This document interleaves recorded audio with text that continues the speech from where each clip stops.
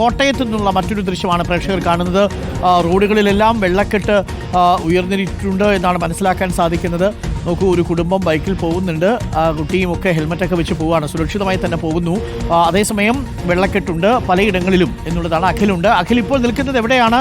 വെള്ളക്കെട്ടുണ്ട്, road തോടായി മാറി, റോഡൊരു പുഴയായി മാറി എന്ന് വേണമെങ്കിൽ പറയാം. തീർച്ചയായും അരുൺകുമാർ, കാരണം ഞാനിപ്പോൾ നിൽക്കുന്നത് ഈ കോട്ടയം കുമരകം ചേർത്തലയിലേക്ക് പോകുന്ന ആ പാതയിലാണ്.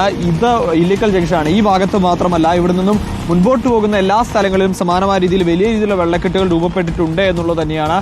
ഇത് വെള്ളം ഇങ്ങനെ ഉയർന്നു വരികയാണെന്നുള്ളതാണ്. അതായത് മീനച്ചിലാർ കരകവിഞ്ഞുകൊണ്ടാണ് ഈ പ്രദേശമൊക്കെ തന്നെ ഇത്തരത്തിലൊരു റോഡുകളിലൊക്കെ തന്നെ റോഡ് തോടായി മാറുന്ന ഒരു സാഹചര്യം ഉണ്ടാകുന്നത് എന്നുള്ളതാണ്. വലിയ യാത്രാക്ലേശമൊക്കെ യാത്രക്കാരെ സംബന്ധിച്ചോളം ഉണ്ടാകുന്നുണ്ട്. റോഡ് ഗതാഗതം പൂർണ്ണമായും തടസ്സപ്പെട്ടില്ല എങ്കിൽ പോലും ഇതിലൂടെ യാത്ര ചെയ്യുന്നത് അത്ര എളുപ്പമല്ല എന്നുള്ളതാണ്. കാരണം കാൽനട യാത്രക്കാരായ ആളുകളൊക്കെ തന്നെ വളരെ ബുദ്ധിമുട്ടി അതുവഴി നടന്ന് ഇങ്ങനെ വരുന്നതൊക്കെ നമുക്ക് ദൃശ്യങ്ങളിൽ കാണാൻ സാധിക്കുന്നുണ്ടെന്ന് മനസ്സിലാക്കുന്നു. വലിയ പ്രതിസന്ധിയാണ് കോട്ടയം ജില്ലയിൽ. കാരണം താഴ്ന്ന പ്രദേശങ്ങളൊക്കെ തന്നെ വെള്ളം കയറുകയാണ്, വലിയ രീതിയിൽ വെള്ളം കയറുന്നു. വീടുകളിലേക്ക് വെള്ളം ഇരച്ചെത്തി കുടുംബങ്ങളൊക്കെ വളരെ കഷ്ടത്തിലാണ്. നിരവധി ആളുകളെ ഇതിനോടകം തന്നെ മാറ്റിപ്പാർപ്പിച്ചത്. അതായത് ഏകദേശം 105 കുടുംബങ്ങളിൽ നിന്ന് 267 പേരെയാണ് നിലവിൽ ദുരിതാശ്വാസ ക്യാമ്പുകളിലേക്ക് ഔദ്യോഗികമായ കണക്ക് പ്രകാരം എന്നുള്ളത്.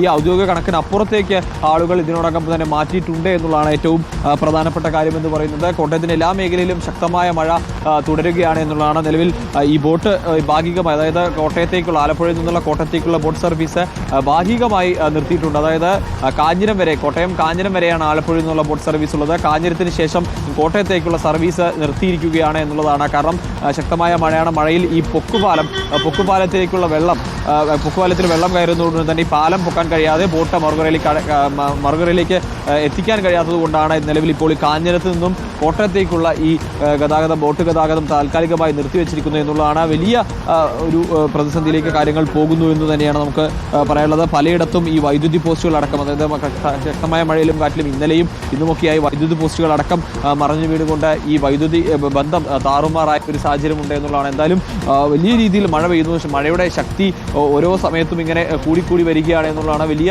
പ്രതിസന്ധി സൃഷ്ടിക്കുന്നു എന്നുള്ളത് തന്നെയാണ് ഏറ്റവും പ്രധാനപ്പെട്ട കാര്യം എന്ന് പറയുന്നത്. എന്തായാലും ഇപ്പോൾ ഈ കോട്ടയം കുമരകം റൂട്ടിൽ പലയിടങ്ങളിലായാണ് ഇത്തരത്തിൽ ഉള്ള ഗതാഗത തടസ്സത്തിന് സമാനമായ രീതിയിൽ വെള്ളം കയറി തോടേതാണ് അല്ലെങ്കിൽ ഈ റോഡ് ഏതാണ് എന്നും തിരിച്ചറിയാൻ കഴിയാത്ത സാഹചര്യത്തിലേക്ക് കടന്നു പോകുന്നത് അരുൺകുമാർ. ഓക്കെ, നമുക്ക് ഇത് കോട്ടയത്ത് നിന്നുള്ള ദൃശ്യങ്ങൾ. ഒരു ഭാഗത്ത് പ്രേക്ഷകർ കാണുന്നത് ആലപ്പുഴയിൽ നിന്നുള്ള ദൃശ്യങ്ങളാണ്. അവിടെ നിന്നും ശരത് എസ് നമുക്കൊപ്പം ചേരുന്നുണ്ട്. കുട്ടനാട്ടിൽ നിന്നും നമ്മൾ കേരളത്തിലെ എല്ലാ ഇടങ്ങളിൽ നിന്നും റിപ്പോർട്ടർമാർ തത്സമയം ദൃശ്യങ്ങളും വാർത്തകളും പ്രേക്ഷകരിലേക്ക് എത്തിക്കുകയാണ്. ഒരു ചേട്ടൻ ബൈക്കിൽ എന്തോ ചെയ്യുന്നുണ്ട്, എന്തോ കുഴപ്പം സംഭവിച്ചു എന്ന് തോന്നുന്നു.